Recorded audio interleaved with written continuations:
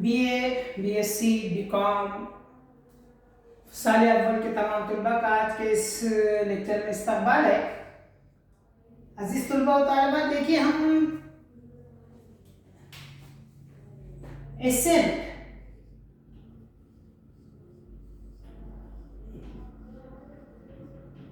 FY के हम accent का मुताला कर रहे हैं। जो सेकंड कहलाएगा वो है उर्दू। इसमें हमने निसाब देखा था, ध्यान में नुक्ते नजर से कैसा उसके मामले में होगी बातें, वो सब हमने तफसीली पढ़ चुका है। यूनिट फर्स्ट पढ़ रहे थे हम। यूनिट फर्स्ट जो है वो है दास्तान का। यूनिट फर्स्ट दास्तान। तो हमने देखा है दास्तान किसे कहते हैं, और दास्तान में जो पहला इख्तिबास दिया गया था या जो पहली दास्तान का मुताला करे थे वो है सबरस, जो मुल्ला वजी ने लिखा था। अब हम पढ़ रहे हैं दूसरी दास्तान है, वो है मीर अहमद दहलवी की दास्तान है। उसका नाम है बागो बहार दास्तान का, जिसके मुसन्निफ है मीर अहमद दहलवी।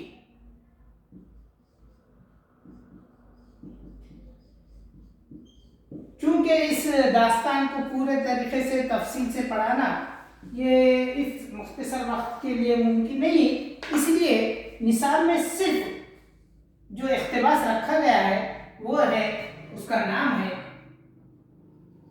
सैर तीसरे दरवेश की। हमें सिर्फ इस यहाँ पर सिर्फ सैर तीसरे दरवेश की इस इख्तिबास के ताल्लुक से बात करना है।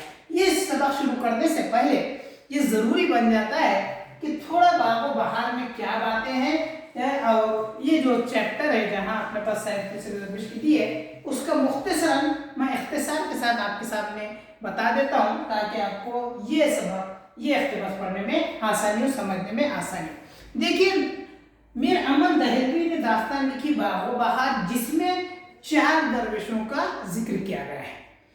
क्या होता है कि 4 दरवेश होते हैं जो अपने अपने मुल्क के क्या है, बादशाह है, वजीर बादशाह ज़ादे है, लेकिन कुछ अपनी कहिए गफलत की वजह से, कुछ शौकों की वजह से वो इस हालत में पहुंच चुके हैं कि वो क्या हो चुके हैं, दरवेश बन चुके हैं, और अपनी अपनी मुरादें पाने के लिए वो बेचैन है। तो किसी ने उन्हें ये कहा है कि आप उस तरफ चले जाइए कि जहाँ पर चारों दरवेश एक जगह मुलाकात होगी और सब अपने अपने ख्यालात का जब इजहार कर लेंगे तो सबका हल जो है, सबकी मुरादें वहाँ से पूरी हो जाएगी। तो इस तरीके से अलग अलग मुल्क से, अलग अलग तरीके रास्तों से वो बादशाह ज़ादे एक कब्रिस्तान में आकर जमा होते हैं, वो चारों दरवेश, और कब्रिस्तान में आकर सब चारों दरवेश अपने अपने जो हालात आप बीती है, उन पर जो गुजरी है, वो क्या करते हैं, वहाँ पर दास्तान की शक्ल में, कहानी की शक्ल में बयान करते हैं। और इन लोगों के, इन दरवेशों की बातें जो बादशाह आज़ाद बख्त है वो एक कोने में छुप कर इनकी दास्तान क्या हो रहा है, सुन रहा है। आज़ाद बख्त बादशाह क्या है, वो क्या करता है, रात में अपनी रियायत की खबरगिरी करने के लिए वो रात में सादे लिबास में घूमने लगता है इस पर। लेकिन जब वो रात में वहाँ पहुँचता है तो देखता है कि कब्रिस्तान में कोई 4 दरवेश बैठे हुए और अपने अपने ख्यालात का इजहार कर रहे हैं, अपने आप बीती सुना रहे हैं। तो वो बादशाह देख कर क्या होता है, वहाँ पर वो भी रुक जाता है, उसको देखता है, सुनता है उनकी बातें, लेकिन सुबह हो जाती है। तो इतने दौर में सिर्फ और सिर्फ 2 दरवेश अपने अपने ख्यालात का इजहार कर चुके होते हैं, यानी अपने आप बीती सुना चुके होते हैं। तो बादशाह पहले दरवेश की दास्तान सुनता है, उसके अपने ख्याल, पूरे कहानियाँ आप बीती सुन लेता है। फिर दूसरे दरवेश की भी कहानी आप बीती वो वहीं से रुक कर सुनता है। जब दूसरा दरवेश अपनी कहानी, अपने आप बीती सुना देता है तो सुबह हो चुकी होती है। उसकी वजह से इस बादशाह क्या करता है, वहाँ से चला जाता है, और दरवेश भी रुक जाते हैं कि आप बाकी 2 दरवेश के बाद में हम आप बीती सुनाएंगे।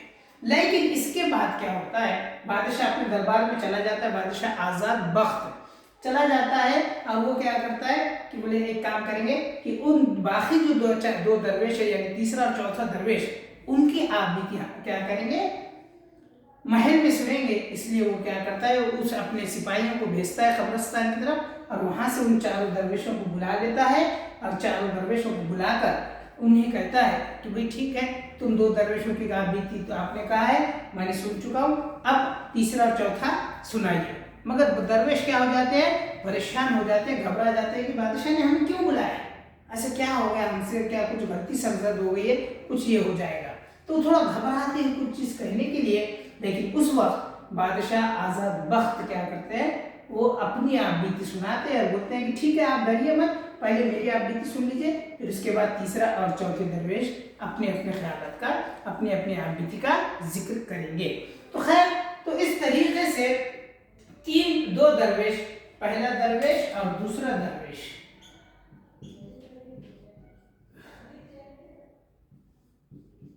इनकी कहानी उसी कब्रिस्तान में सुन लेता है कौन, बादशाह आजाद बख्त।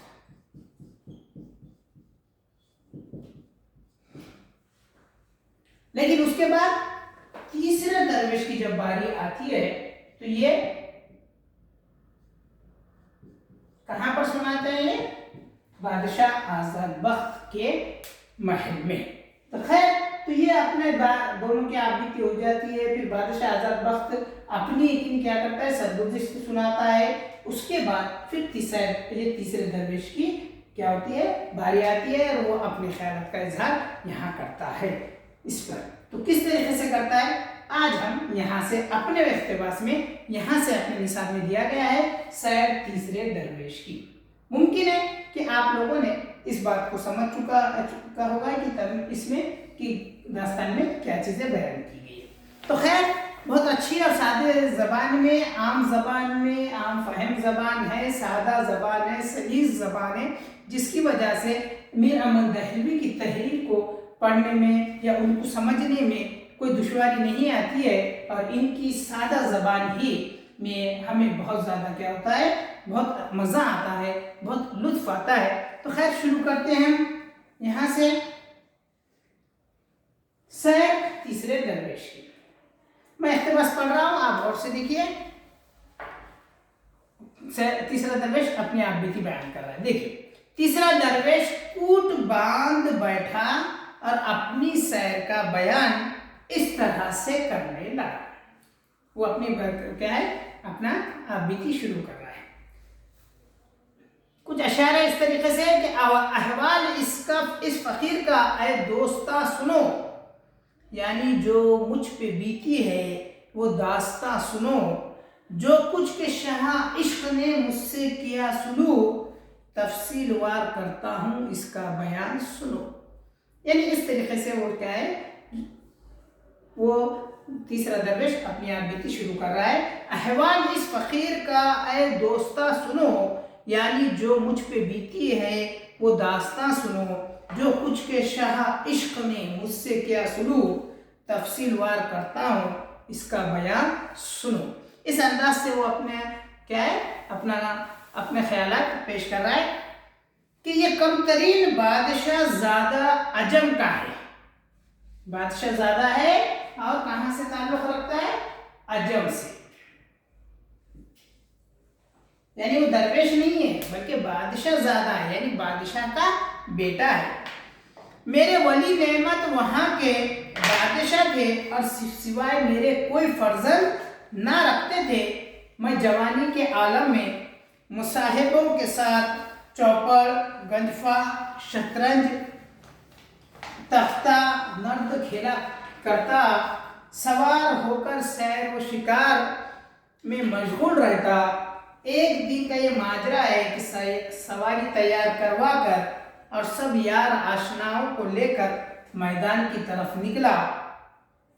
बाज, बोहरी, जुर्रा, बादशाह, सुरखाब और तीतरों पर उड़ाता हुआ दूर निकल गया। अजब तरह का एक खिताए बहार था। नजर आया कि जिधर निगाह जाती थी कोसों तलक सब्ज और फूलों से लाल जमीन नजर आती थी। ये समा देख कर घोड़ों की बागें डाल दिया और कदम कदम सैर करते हुए चले जाते थे। नागा इस सहरा में देखा कि एक काला हरन इस पुरज़े बफ्त की झूल और भंवर कली मुरस्सा की और घुंघरू सोने के जरदोजी पट्टे में टके हुए गले में पड़े खातिर जमा से इस मैदान में के जहाँ इंसान का दखल नहीं और परिंदा पर नहीं मारता चरता फिरता है। हमारे घोड़ों की संग की आहट पाकर चौकन्ना हुआ और सर उठाकर देखा और आहिस्ता आहिस्ता चला। देखिए ये पहला जो इख्तिबास यहाँ पर दिया गया है, जिसे हम पैराग्राफ कहते हैं, तो ये कहाँ पर है? तो इसका मतलब ये बताया गया है कि बादशाह जो है वो अजम का है, वो अपनी कहानी बन रहा है। और बादशाह पहले के ज़माने में तो मशगूलियत के लिए या कोई ऐसा मोबाइल ऐसा नया जदीद दौर तो था नहीं, लेकिन सब कुछ जो था वो था क्या थे, तो चौपड़ खेला करते थे, शतरंज खेला करते थे, और क्या है सबसे ज़्यादा जो अहम मशगला होता था वो था क्या है, शिकार करना।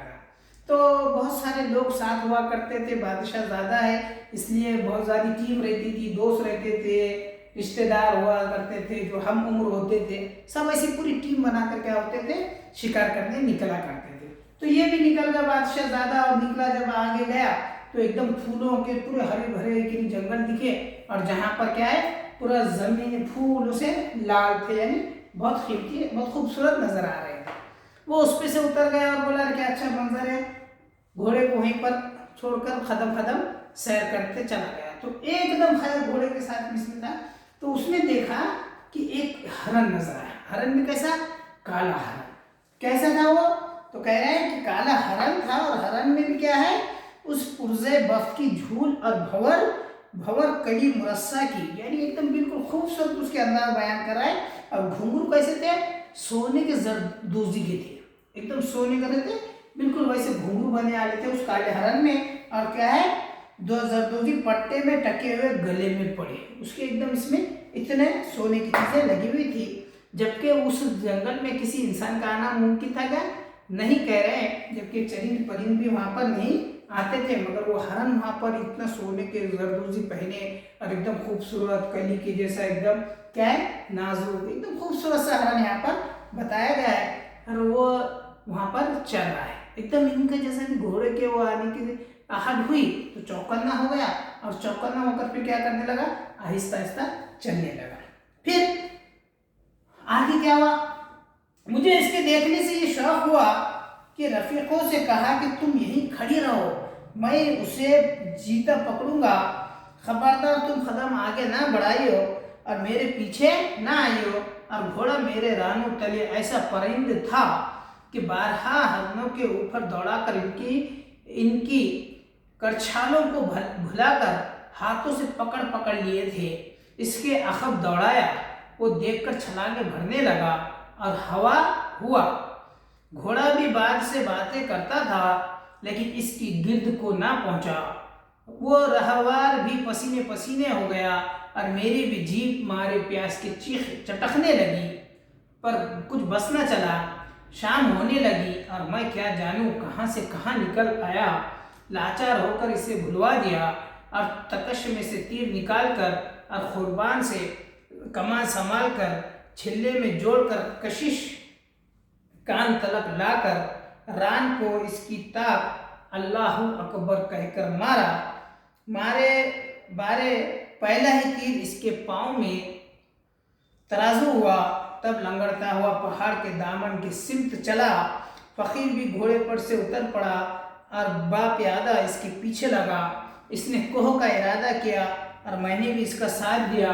कहीं उतार चढ़ाव के बाद एक गुंबद नजर आया। जब पास पहुंचा एक बागीचा और चश्मा देखा। वो हरन तो नजरों से छलावा हो गया। मैं निहायत थका था, हाथ पांव धोने लगा। देखिए अब वो शहजादे को लगा कि भाई बहुत खूबसूरत क्या है, हिरन है, हमें क्या करना चाहिए, इस हिरन को पकड़ना चाहिए। तो उसने बोला नहीं, कोई दूसरा बीच में नहीं आएगा, बल्कि मैं खुद क्या करूँगा, पकड़ लूँगा इसको। क्यों, तो बहुत सारे उसने जैसे शिकार किया हुआ था और उसका घोड़ा भी इतना तेज था कि वो बहुत बार के ऐसे जानवर को आगे जाकर पकड़ लेता था, मगर वो भी कहा कि ठीक है, अब कोई बीच में आना नहीं, मैं अपने से इसको पकड़ लूंगा। अब सब मातहत थे इसलिए सब खामोश हो गए। अब वो जब पीछे भागा हरण के, तो ये हरण उस सादे हरणों की तरह बिल्कुल नहीं था, वो बिल्कुल क्या एकदम ऐसे जोर से इतनी फास्ट भागा कि ये घोड़ा उसके गिर्द तक भी नहीं पहुंच रहा था। पहले इसने तय किया था कि उस हरण को मैं क्या करूंगा, जिंदा पकड़ूंगा। क्यों, तो ये बहुत खूबसूरत और बिल्कुल अनमोल है, इसलिए मैं इसको जिंदा अपने महल में लेकर आऊंगा। लेकिन जैसा देखा है कि शाम तक उसके पीछे दौड़ता दौड़ता रहा, मगर उसके हाथ कुछ आया क्या नहीं, तो उसने अपना इरादा तर्क कर दिया कि नहीं, अब उसको सीधा पकड़ा जा सकता है ये बिल्कुल नहीं। इसलिए उसने क्या करा, आखिर शाम हो रही थी, तो उसने अपने तीर निकाला और उसमें से कमान में लगा कर तरकस से उस पर तीर चला दिया, और वो तीर क्या हुई, उसके रानों में लग गई पैर के इस पर, और वो जख्मी होकर एक पहाड़ के अंदरूनी हिस्से में चला गया।